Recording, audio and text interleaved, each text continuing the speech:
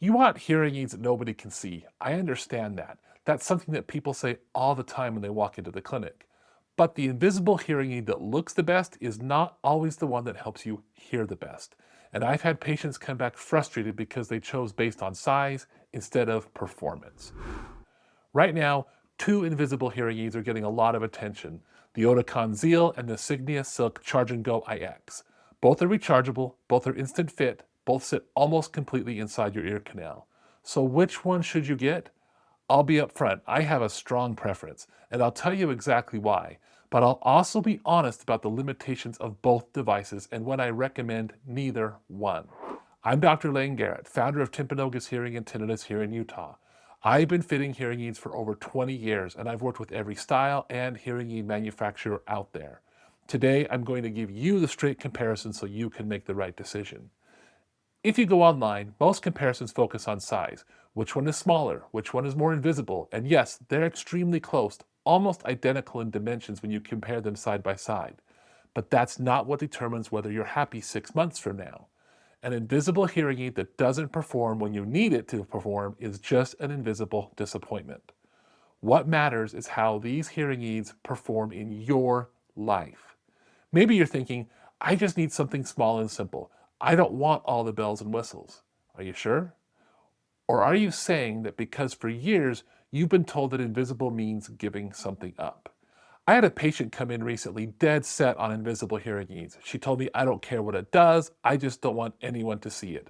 That's fair. But once we talked about her real life, phone calls with her daughters, restaurants with friends, watching TV comfortably, what she actually wanted wasn't small. She wanted normal hearing. You want to take that phone calls without fumbling with the speakerphone. You want to stream something while walking your dog, and you want to hear your grandkids at noisy restaurants without all that glazed over smile that you've just perfected.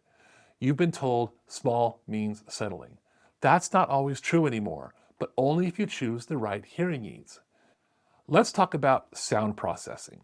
The Oticon Zeal runs on the Sirius platform with second generation deep neural network processing. That's the same chip powering Oticon's flagship intent receiver-in-the-canal devices. According to Oticon's own data, that processing delivers up to 12 decibels of noise suppression and improves clarity by up to 6 decibels. Manufacturer data is something to take with a grain of salt, but a 2024 study in the American Journal of Audiology tested this DNN processing in real-world conditions, not a lab, but users going about their day rating their experience. They found meaningful improvements in listening comfort and sound quality, especially in noisy environments. That lines up with what we see in our clinic. In our fittings, the Zeal handles background noise noticeably better than the Silk. The Signia Silk runs on the Integrated Experience platform, which is solid technology. But because of the small sizes of these devices, we can only have one microphone. That means it can't run Signia's best noise feature, the real-time conversation enhancement system, because that requires two microphones. You're getting the IX platform, but just not its full capability. That's a meaningful difference when you're trying to follow conversations in a noisy restaurant. Now, connectivity. This is where these two devices really separate. The Oticon Zeal has Bluetooth LE audio. You can stream phone calls, music, and podcasts directly to both ears. Hands-free calling on Apple devices and the newer Android phones. Google Fast Pair for easy setup, and it's Articast ready, which means as public venues start broadcasting audio like airports, theaters, and churches, you'll be able to tap right in.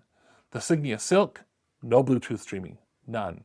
It communicates with the Signia app through high-frequency coded signals, which is clever engineering, but you can't stream audio to these hearing aids.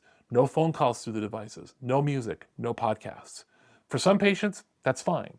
For many others, that's a deal breaker. We live in a connected world. Your hearing aids should be part of it. Now let's talk battery life. I'm going to give credit where it's due. The Signia Silk gives up to 28 hours on a charge, which is impressive for something that small.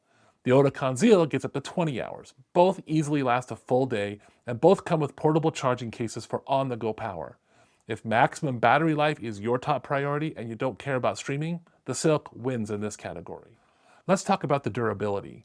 The Oticon Zeal uses encapsulated electronics similar to how pacemakers are built, with all of the components of the hearing aid sealed in a protective resin. It has an IP68 rating for moisture and dust resistance, and that matters long-term in a warm, moist ear canal. The Silk does not publish a water-resistant rating. That doesn't make it fragile, but it's something to consider for long-term reliability. Before we get into limitations, let's address cost, because I know that's something that's on your mind. Both of these devices fall into a premium tier of hearing aids. In most clinics, you're looking somewhere between $3,000 and $4,500 per ear, depending on what's included in your service package. Between these two specifically, pricing is usually very similar, so this isn't which is cheaper decision, it's a performance decision. But keep in mind, you're not just paying for hardware, you're paying for the hearing aid fitting, programming, real ear verification, follow-up care, and long-term support. Over 5 to 7 years of daily use, this becomes less about buying a gadget and more about investing in your ability to stay connected to the people who matter. But if budget is your primary concern, there are other styles and previous generation of hearing aids that can still deliver excellent hearing. Invisible isn't the only path to hearing well. Now I want to be straight with you. Invisible hearing aids are impressive, but they're not magic. First, and this is the big one, both of these hearing aids are designed for mild to moderate hearing loss. If your hearing loss is moderate to severe or worse, neither one is going to give you what you need, especially in background noise. But don't let cosmetics override clinical need. I'd rather you hear well with a device that's slightly visible than struggle with one that's invisible. But even within the mild to moderate range, your lifestyle matters just as much as your hearing loss. If you spend a lot of time in challenging listening environments, a receiver-in-the-canal hearing aid has clear advantages. 2 microphones per ear, more directional processing, more headroom. A 2024 study published in Frontiers in Neuroscience confirmed what I see in practice. Where the microphone sits on a hearing aid makes a real difference in how well you understand speech and noise. In the canal devices, with a single microphone like these hearing aids have real limitation that physics cannot overcome no matter how good the software gets. I had a gentleman come in recently who was determined to go invisible. Based on his hearing loss and lifestyle, I recommended a RIC device, but he really didn't want anything visible, so we tried the invisible route. Technically it fit, but once he went back to his weekly breakfast group, the busy restaurant, multiple conversations all at once, he struggled, and he didn't love how his own voice sounded. After a few weeks, he came back and said, "You were right, let's switch." We moved him to a RIC device, slightly visible, much clearer in noise. That's why I'm cautious when someone's lifestyle is heavily noise-driven. And that own voice issue that guy experienced, that's called occlusion. When you place something fully in your ear canal, it can create that plugged-up sensation. Your own voice sounds louder, sounds more hollow. The more normal your low-frequency hearing is, the more likely you are to notice that. We can program around it to a degree, adjust venting, modify gain, but if the canal is sealed, some occlusion will persist. RIC devices with open domes allow low-frequency sound to escape naturally, which is why they often feel more open and comfortable. Then there's the practical side. These are tiny devices. If you have arthritis, tremors, or vision challenges, handling them every day can be frustrating, and not everyone's ear canal can accommodate them. About 2/3 of people can be fit with the Zeal using a standard dome, but ear canals vary. Some people need custom earpieces to slap on the end of those things, and some people's anatomy just doesn't work well within the canal devices like this. So invisible can be excellent, but only when your hearing profile, your lifestyle, and your expectations all align. So with all of that on the table, if someone is a strong candidate for invisible, I recommend the Oticon Zeal in most cases. Not because it's newer, but because it handles noise better and offers full connectivity. Capability the Silk just doesn't have. The Signia Silk was groundbreaking when it launched in 2023 as the first rechargeable instant fit CIC hearing aid.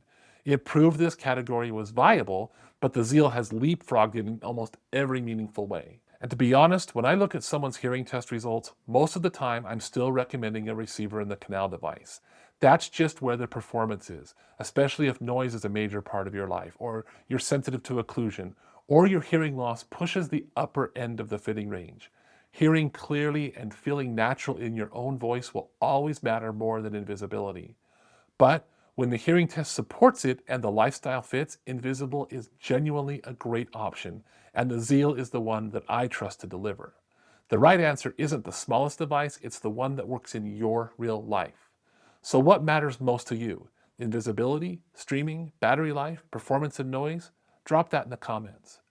If this helped you think more clearly about this decision, hit like. It does help other people find this information. And if you want deeper guidance, I've put together a free learning center.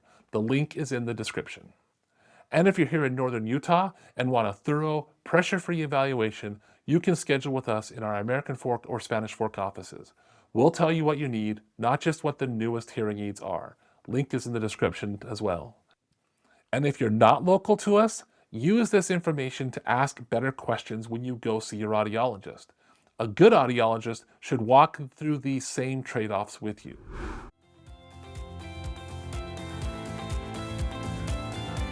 A world of better hearing and relief from tinnitus is within reach, and we're here to help. Be sure to subscribe to the podcast right now and join us on the journey to clearer sound and a richer life. Thanks for listening to the All Ears Hearing and Tinnitus podcast with Dr. Layne Garrett. We'll see you next time.